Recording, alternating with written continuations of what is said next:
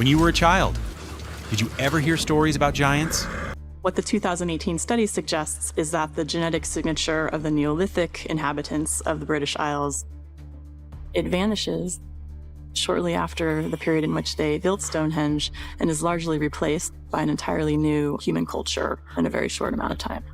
In England, there's an old tale of a poor boy who traded his cows for magic beans overnight. The beans grew into a stalk that pierced the sky.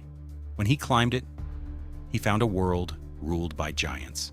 Most of us think of that as just a fairy tale, but what if it wasn't? If giants never existed, then why do so many ancient cultures from the Bible to Sumeria all speak of them?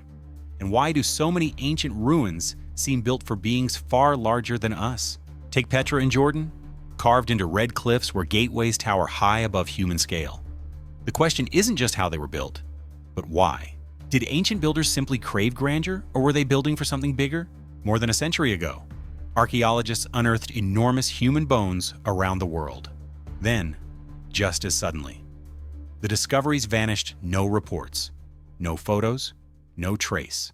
Almost every record pointed to the same destination, the Smithsonian Institution. So, has the Smithsonian been hiding the truth about giants? Today, we uncover one of history's most controversial mysteries, the legend, and the evidence it left behind. The story begins in 1846, the year the world's largest scientific institution came into existence. From the very beginning, its mission was not only to study nature, but to uncover the forgotten chapters of Earth's history. The Smithsonian Institution is a vast network of museums and research centers, the largest in the United States. It includes 19 museums, 21 libraries, 9 research institutes, a national zoo, and several cultural centers spread across the country. Each year, over 30 million visitors walk through its doors. Yet strangely, the Smithsonian has never charged an entrance fee. The reason is simple: with more than $5.4 billion in annual funding and donations, ticket sales are unnecessary. With such immense resources, the Smithsonian has gathered not only the ordinary, but also the extraordinary. In 1958, an American jeweler, haunted by years of misfortune, donated the infamous Hope Diamond to the institution, a 45-52-carat blue gem said to carry a curse. Its previous owners suffered tragic fates. King Louis XIV died from gangrene. The mistress of Louis XV and her husband were executed during the French Revolution. Many believe the gem's curse ended only when it entered the Smithsonian's vault. But the Hope Diamond is only one piece of the puzzle. The institution's archives contain the first airplane built by the Wright brothers, complete dinosaur skeletons, ancient fossils, religious relics, prehistoric tools, and even artifacts from political assassinations, from the skies above to the depths below, from the dawn of civilization to the modern era. The Smithsonian holds nearly everything humanity has created or discovered. Yet behind its public image lies an unsettling truth. According to official records, less than 1% of its collection is ever displayed. The remaining 99%, millions of artifacts, are sealed away in hidden storage, inaccessible to the public. Former employees have claimed that these unseen items are the ones the Smithsonian studies most closely. Why keep them secret? Some say it's for preservation. Others whisper of a deeper reason, that the institution is safeguarding evidence capable of rewriting human history itself, proof that, long before mankind, another race may have walked this earth older, stronger, and perhaps the true builders of the colossal monuments we still struggle to explain today. In 1829, an elderly man named James Smithson sat by a window, staring out at the fading light. The city around him had been one of Europe's great trade centers, a place built on wealth, ambition, and discovery. Yet Smithson's gaze wasn't on the streets below. It was somewhere deeper, buried beneath the earth itself. Few would have guessed that this quiet man would one day ignite one of history's greatest enigmas. 2 decades earlier, in 1801, Smithson had already lived the life many scholars dreamed of. At 21, he graduated from Oxford University, earning distinction in mineralogy. His studies on mineral separation were considered groundbreaking, and his peers saw a brilliant future ahead, but prestige meant little to him. What haunted him was the question: science avoided what lies beneath. That question became an obsession in 1812 when news broke from a small cemetery in Ireland. 2 laborers had uncovered a human skeleton nearly 3 meters tall. The newspapers called it a hoax. The locals called it proof of legend. Smithson called it impossible until he saw the reports multiply. Village after village unearthed similar remains. Each time, the bones were colossal, and each time, the evidence quietly disappeared. His skepticism began to crumble. He packed his journals, crossed the sea, and went to sea for himself. What he found would change him forever. The skeletons were real, massive, and unmistakably human, and surrounding them, embedded in layers of clay, were traces of a catastrophic flood. To Smithson, the conclusion was inescapable. The Great Flood was not myth. The giants, it seemed, were history. From that moment, Smithson became a man divided, a scientist by title, but a seeker by soul. He began collecting notes, piecing together a timeline of a forgotten world, one where mankind had not been alone. Years later, as his health declined, Smithson wrote a peculiar clause into his will.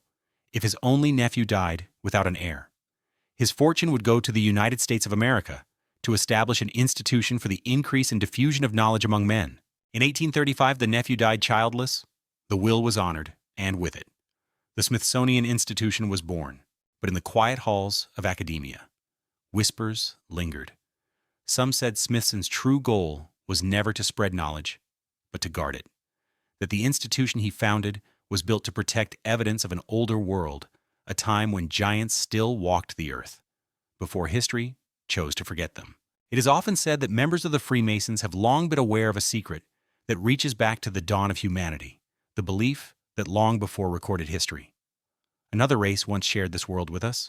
In the Bible, they are known as the Nephilim, the giants, born when the fallen angels took human wives and bore children of extraordinary size and strength. According to the book of Genesis, after Adam and Eve were cast out of Eden for eating the forbidden fruit, God sent 200 angels to watch over humankind. They were commanded never to interfere with the mortal world. But, as the story goes, they disobeyed. The angels fell in love with the daughters of men, married them, and from their union came a hybrid race, half human, half divine. These were the giants. What makes the story even stranger is what happens next. Immediately after the Nephilim are mentioned, the Bible abruptly shifts to the tale of the Great Flood. For centuries, scholars have wondered why, as if something crucial had been left unsaid between those two events. It wasn't until 1947 that a possible answer emerged. That year, a young shepherd wandering near the Dead Sea stumbled upon ancient scrolls hidden inside the caves of Qumran. These texts, later known as the Dead Sea Scrolls, turned out to be the oldest biblical manuscripts ever discovered. Among them was a book that had been lost for thousands of years, the Book of Enoch. The discovery shocked the academic world, because within its pages, Enoch, the great-grandfather of Noah, described in vivid detail the age of the giants that came before the flood. According to the Book of Enoch, before the deluge, the earth was filled with monstrous beings, enormous, violent, and insatiable. They devoured everything in sight. And when the food was gone, they turned on humankind. The world descended into chaos, and God, angered by what his angels had created, decided to cleanse the earth with a flood. But before the waters rose, God warned Noah to build an ark so that humankind and the innocent creatures of the world could survive. Yet some ancient translations hint at a disturbing possibility. A few of the giants, it seems, survived the flood. In the book of Numbers in the Old Testament, there's a passage describing the land of Canaan, where a race of great stature still lived long after the waters receded. The Israelites who saw them wrote that, in comparison, we seemed like grasshoppers in our own eyes. If that account is true, then the giants did not vanish with the flood. They lived on scattered, interbred, and hidden among the ruins of the ancient world, leaving traces of their existence in the myths and legends of civilizations that followed. After the accounts found in the Bible, many scholars began searching for an even older origin to the legend of giants, as archaeology expanded across the Middle East. An astonishing discovery emerged. The ancient Sumerians, the world's earliest known civilization in Mesopotamia, had told remarkably similar stories. According to ancient Sumerian clay tablets, nearly 400,000 years ago, a group of divine beings known as the Anunnaki descended from the heavens and landed in the region that is now the Persian Gulf. These beings were not human. Though they looked similar to us, they possessed immense strength, superior intelligence, and lifespans that stretched across millennia. The Sumerians described them as those who came from the sky, once on Earth. The Anunnaki mingled with humans, took human wives, and bore a hybrid race half divine, half mortal. These offspring were said to be giants, towering beings who could cradle lions like house pets and lift massive stones with their bare hands. What's truly remarkable is how closely these accounts align with the stories of the Nephilim in the Bible. While Scripture calls them the children of fallen angels, Sumerian mythology calls them the Anunnaki. Yet both traditions speak of the same thing: giant beings, born of heaven and earth. Many researchers now believe that the tales of Genesis and the Old Testament may have originated from much older Sumerian texts, rewritten and reinterpreted over time. If that is true, then the giants of the Bible were not merely symbolic or religious figures, but echoes of a real, ancient species beings that once lived, built, and left behind physical evidence still visible today, though we no longer understand it.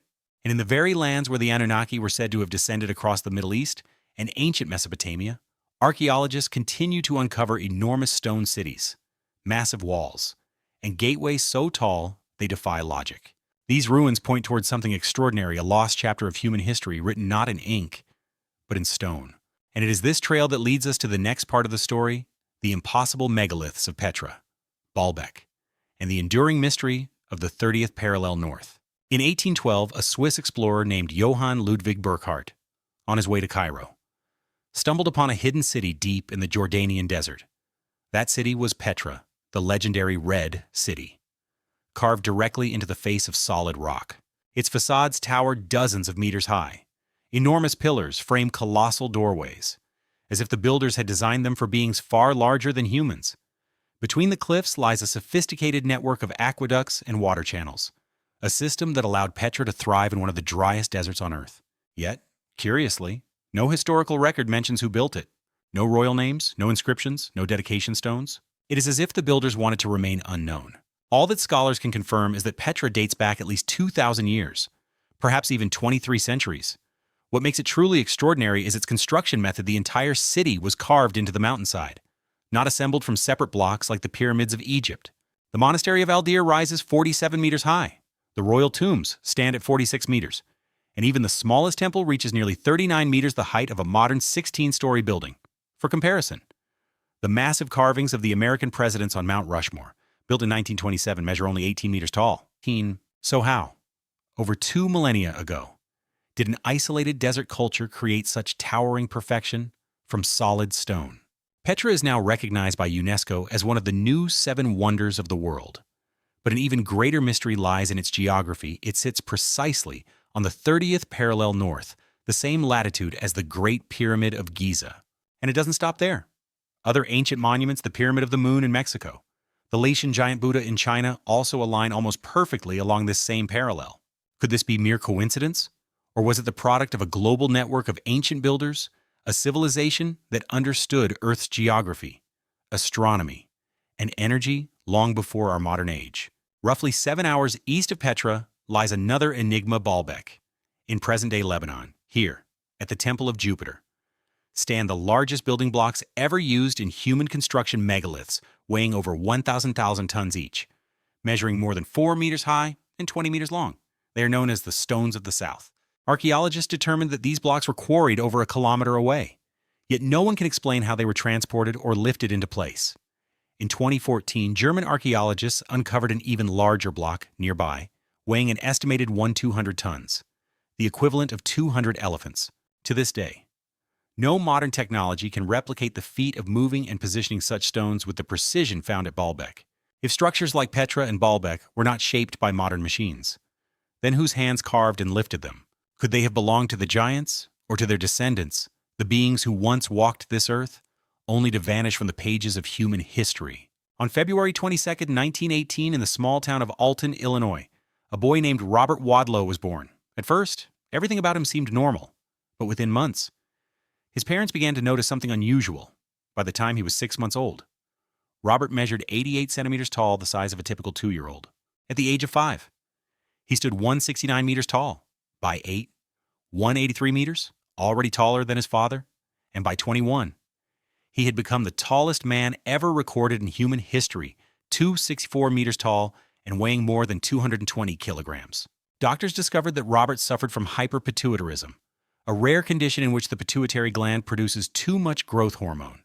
The result was a form of gigantism that made him grow uncontrollably. To move, he had to wear leg braces. And it was one of these braces that caused an infection leading to his death in 1940 when he was only 22 years old.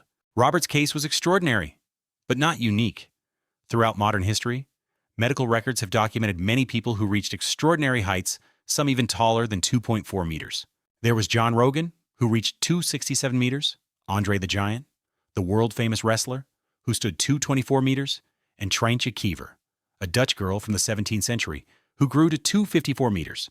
These cases reveal something extraordinary, that the potential for giant stature still exists within the human gene pool.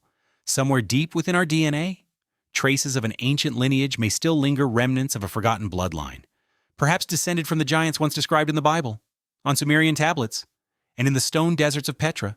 And if that is true, then perhaps the giants never truly vanished. Perhaps they live on within us, not as towering figures of myth, but as biological memories, quietly written into our genetic code, waiting for the right moment in time to awaken. So then, is it possible that the giants never truly disappeared? That they may still exist somewhere, or at least, that a part of them still runs in our blood today? We may not see them, but that does not mean they are gone. The stories, the colossal ruins, the missing skeletons, the myths told across every civilization, they all feel like scattered fragments of a much larger puzzle. Perhaps only when those fragments are finally brought together will we understand what really happened in humanity's forgotten past. What do you think? Do you believe giants once walked the earth? And if so, why did they suddenly vanish? Or could they still be living somewhere, hidden just beyond our sight?